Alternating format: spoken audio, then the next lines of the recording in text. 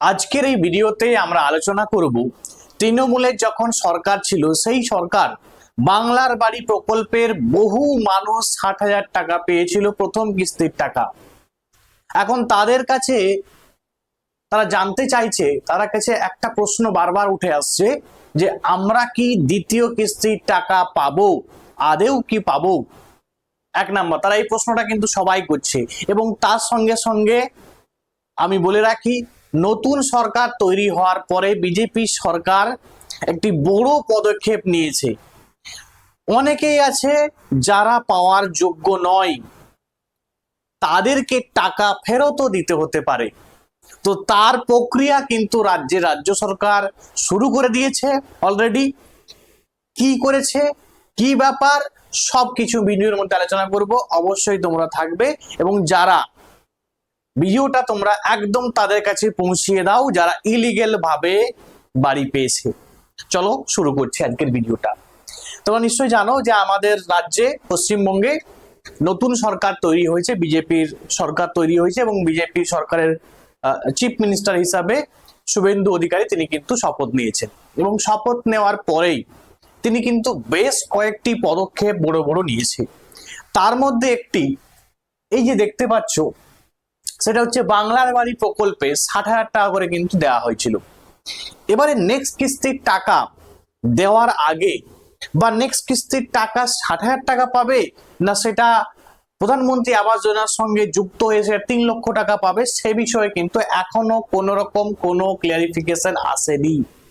এখন যেটা রাজ্যের গ্রামোন্নয়ন মন্ত্রক যেটা করছে সেটি হচ্ছে না, বিভিন্ন জেলায় আদেশ দিয়েছে বা নির্দেশ দিয়েছে যে ৩০ তারিখের মধ্যে ভেরিফিকেশন কমপ্লিট করতে হবে। রিভেরিফিকেশন মানে কারো পাকার বাড়ি আছে, সে আবার বাড়ি পেয়েছে না, সে পাওয়ার যোগ্য নয়, তাকে টাকা ফেরত দিতে হবে। আবার কেউ এমনও আছে যে পাওয়ার এলিজিবল কিন্তু তাকে দেওয়া হয়নি, তাহলে তাকে বাড়িটা দিতে হবে। তাহলে এক কথায় একদম মোদ্দা কথা যদি বলতে চাই, সেটি হচ্ছে এমনও যে পার্সন গুলো, বিশেষ করে যারা ইলিগেল ভাবে টাকা নিয়েছে, যেমন আগেও এই কমপ্লেন কিন্তু আগের যখন সরকার ছিল তখনও কিন্তু এটা বহুবার কিন্তু নিউজে এসেছে যে এমনও পার্সন আছে ২-৩টে বাংলার আবাস যোজনা, ঠিক আছে, এই টাকা কিন্তু নিয়েছে এবং একবার বাড়ি করেছে, একবার বাড়ি করেনি, ঠিক আছে, কেউ টাকা নিয়ে বাড়ি করেনি, এরকম কিন্তু বহু ভুরি ভুরি কিন্তু অভিযোগ ছিল। এবং নতুন সরকার তৈরি হওয়ার পরে একদম শুরু হয়ে গেছে এবং অ্যাকশন মোডে শুরু হয়ে গেছে।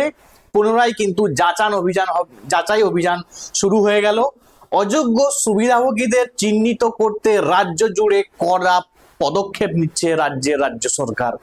কড়া পদক্ষেপে কি আছে, কি বলা হবে না, দেখা হবে, যাচাই করা হবে কে প্রকৃত গরিব। যে প্রকৃত গরিব সে যদি পেয়ে থাকে কোন রকম তার সমস্যা হবে না, এবং যে বেআইনি ভাবে পেয়েছে তার কি হবে না, তাকে সিদ্ধান্ত নেবে ওই জেলা শাসক যে থাকবে, তিনি সিদ্ধান্ত নেবেন কিভাবে টাকাটা ব্যাক নেবে বা তাকে কি শাস্তি দেওয়া হবে। এই বিষয়ে কিন্তু জেলা শাসকের উপরে বা ডিস্ট্রিক্ট যে ম্যাজিস্ট্রেট থাকবে, ডিএম যে থাকবে, তার উপরে কিন্তু এটা নির্ভর করবে। বা রাজ্য সরকার নতুন করে তার বিরুদ্ধে যদি কিছু আইন থাকে, সে আইন জারি করে তার টাকা ব্যাক নেওয়া হবে এবং তাকে শাস্তির সম্মুখীন হতে হবে। দেখো কি বলা হয়েছে না, সব জেলায় পুনরায় যাচাই বা ভেরিফিকেশন হবে, পুরো ফুললি কমপ্লিটলি হবে। আগামী ৩০শে মের মধ্যে যাচাই প্রক্রিয়া শেষ করতে হবে। বেআইনি সুবিধা নিলে কড়া প্রশাসনিক ব্যবস্থা নেওয়া হবে এবং ২০২৬-এ যাদের এসআইআর এর নাম বাদ গেছে, ডিলিটেড যারা, তাদেরকে যদি তারা ভ্যালিড কোনো ডকুমেন্টস তাদের না থাকে, যদি তারা ডিলিটেড পার্সন হয়, তাদেরকেও কিন্তু টাকা ফেরত দিতে হতে পারে।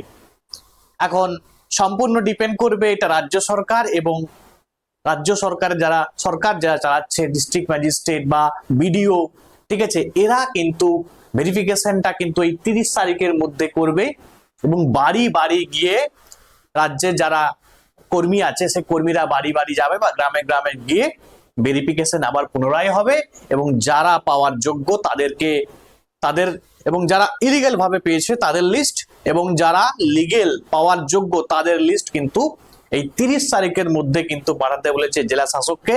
এবং একথাও বলা হয়েছে যারা ইলিগেল ভাবে পেয়েছে তাদের বিরুদ্ধে কি স্টেপ নিয়েছে সেটাও লিখে পাঠাতে হবে। তাহলে এখন যারা ইলিগেল ভাবে পেয়েছিল তাদের জন্য কিন্তু একটু ভালোই কিন্তু সমস্যা আছে, এটা তোমাদের মেনে নিতে হবে।